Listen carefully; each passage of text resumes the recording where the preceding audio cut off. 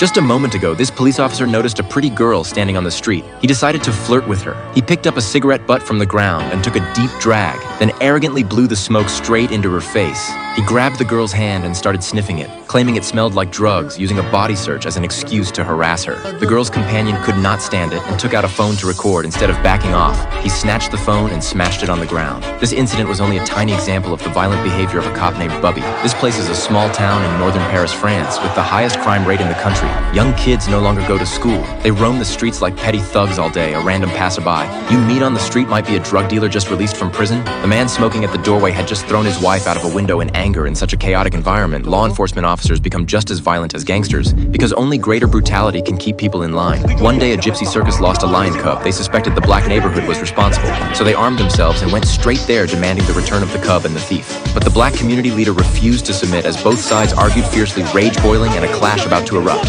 Captain Bubby arrived with his team just in time after gunshots rang out both sides. Finally calmed down, after learning the cause of the conflict, Bubby promised to help them find the thief. But in a backward area with no surveillance, finding clues was nearly impossible. They could only turn to local gangs for information. But when faced with men full of vicious stares, the police backed down after being mocked by the gang boss. They fled in disgrace, just as Bubby and his team hit a dead end. A boy appeared holding the lion cub. He had his friends take photos and post them online to show off this reckless act was bound to have consequences. Bubby and his team identified the thief through the photo and soon found the boy on a basketball court. They immediately subdued him, but the boy's friends desperately tried to stop them. One officer pulled out pepper spray and fired into the crowd. But in the struggle, he accidentally sprayed himself and the restrained boy seized the chance to escape.